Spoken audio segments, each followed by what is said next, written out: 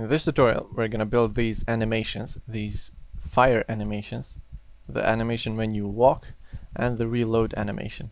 You can find all these animations in the asset that I provided in the previous tutorial. Maybe you want to check that out. Okay, the way this works is that into your rifle, or maybe you have a pistol, you're gonna have to drop in the weapons controller script and the input manager. The input manager only handles, obviously, the input from the keyboard and the mouse. And in the future, if we do it in mobile devices, we can add that in here, since this is where all the inputs are imported. Okay. So all we do in here is we reference the controller, and the only time the controller is used is for the jumping. So this won't produce any errors. And after you have added the input manager script, you're gonna open up the weapons controller script. So in here I've marked what I've added, and now I'm gonna delete that. I'm also gonna delete this start method, since we don't have that into the previous tutorials. Okay, now we're left with this script. All we have is the firing mechanism. So the first thing we're gonna need is a import to the animator. The way we do that is by simply referencing animations or animator. The way you do that is by saying public, or actually private, since we're never gonna have to see it. So we're gonna say private animator, and we're gonna call it whatever we want. So I'm just gonna call it animations. After declaring the animations into the start method,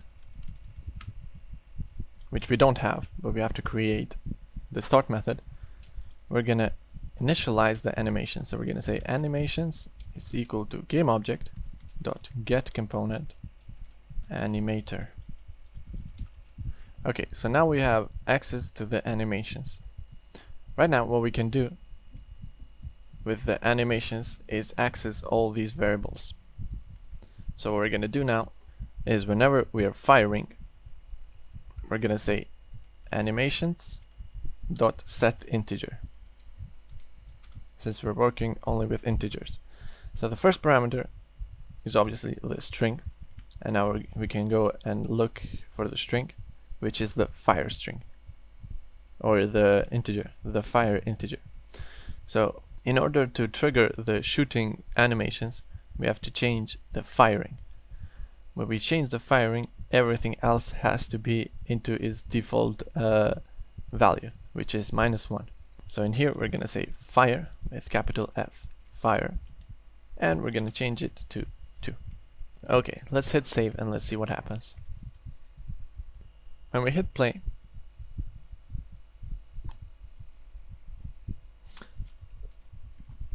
this weapon script is automatically going to get this component from the animator, and now when we shoot, it triggers the fire.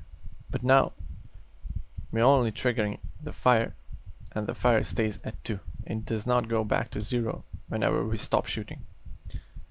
So let's fix that. So to fix that, we're gonna have to use another if statement. Inside this if statement, we're going to check if we're ready to fire. As long as we're not ready to fire, the animations integer that is responsible for the fire will remain at its initial state, which is -1. So now, if we hit save, and if we hit play now, if we shoot, as long as we're shooting, the fire stays at 2. But if we stop shooting, the fire will continue to shoot. And that is because it's stuck in this loop fire. The way we fix that is by saying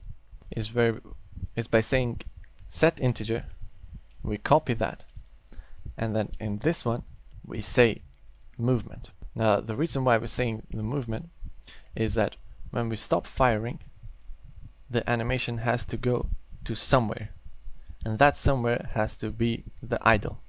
Now the idle should be set as soon as we start the game.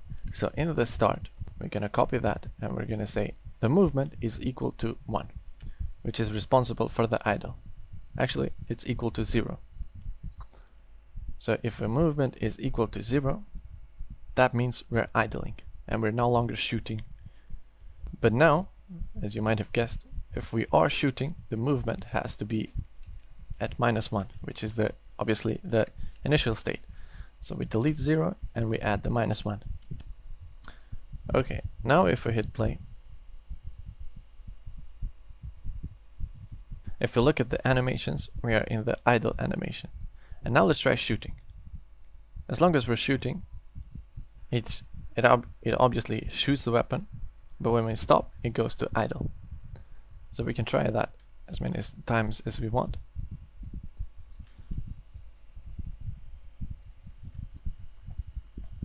Okay, this rifle is shooting too many bullets at a time. So we're gonna decrease that to 5.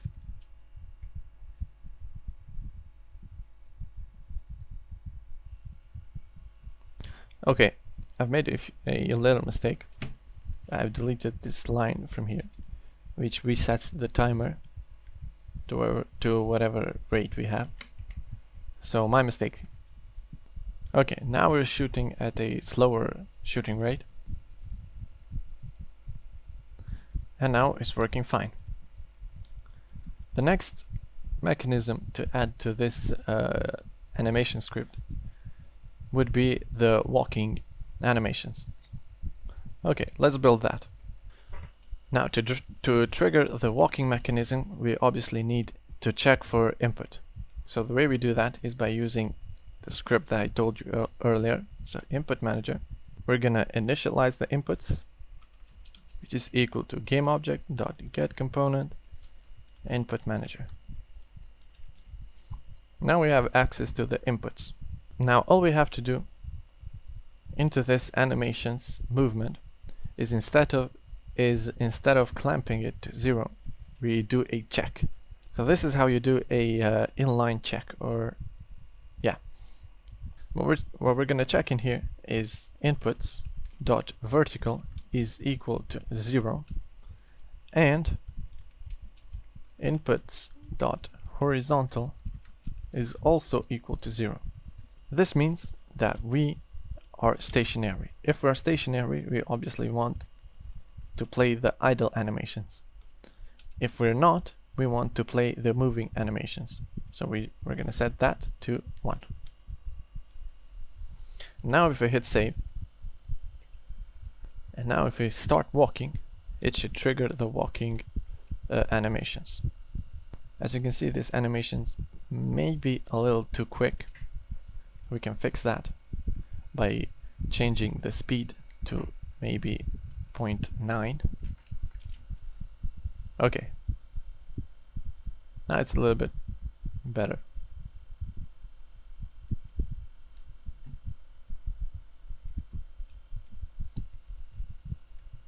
And the last thing is to trigger the reloading mechanism. To trigger that, we're gonna need a separate function that returns a boolean value. So private boolean is reloading. This is gonna take no parameters, but it's just going to return a value. To build the reloading mechanism, we're gonna need a if statement. This if statement is going to check if we press the reload key, which in this case I'm just going to default it to R. So input manager dot get button down key code dot R. It's get key down, not button. That means we obviously press the R.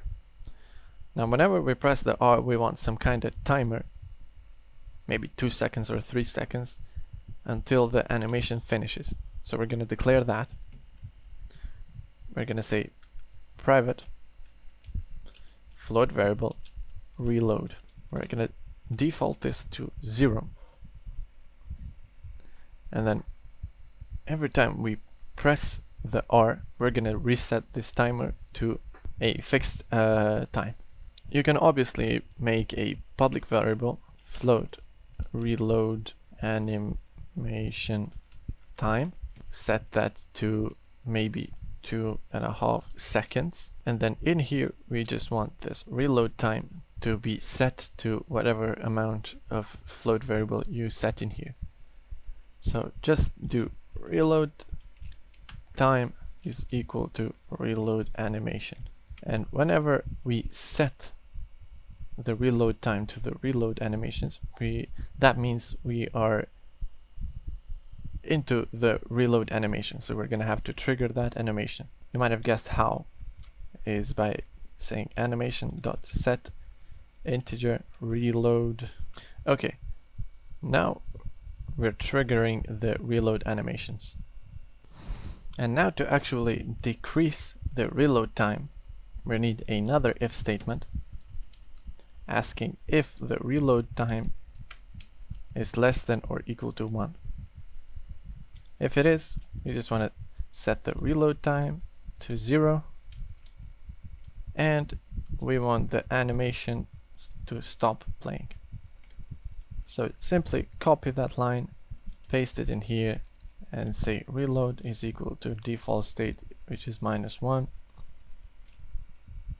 And then if we're not, we just want this reload time to decrease. The way you do that is by saying else reload time is minus equal to time dot delta time. Okay, now we'll build the mechanism which is responsible for reloading, and now let's use this is reloading function. The way we're going to use that is by asking if the reload time is equal to 0. So we're going to return a value if reload time is less than or equal to 0, and if it is equal to 0 we want to return a false. Actually, it's a question mark in here. We want to return a false value, and if it's not, that means we're still reloading, so we're gonna return a true value. And now the main reason why we built this is to ask where we press the R key. So this is going to trigger the animation regardless of it is reloading or not. So the way we're going to fix that is by saying end it is not reloading. So exclamation mark dot is reloading. I'm going to hit save. Okay.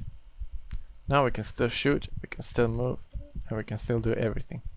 Now if we hit the reload, it's going to trigger the reload, and then it's going to go back to idle. But as you can see, you can still shoot and reload at the same time.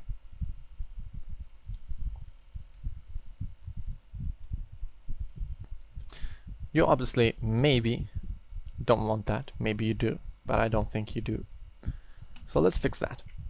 Fixing that is obviously not super hard.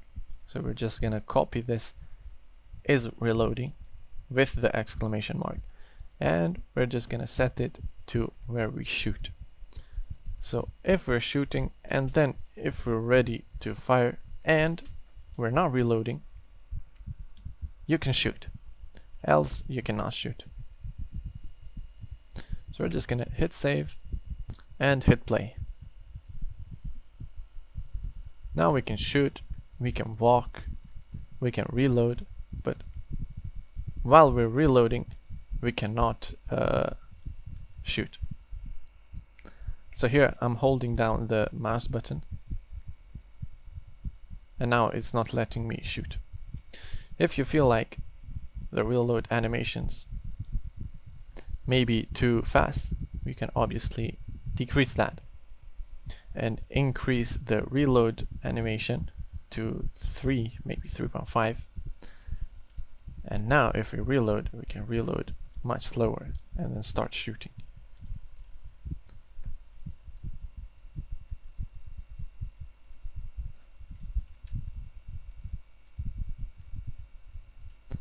And if you feel like the reloading may be a little slow. You can obviously, you see it reloaded twice in here. It's because this time is too great, so we're gonna have to decrease that to 3 maybe. And now it doesn't play.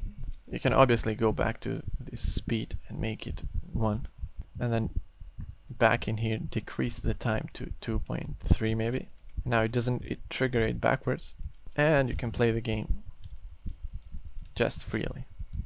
How is this shadow working? I don't know.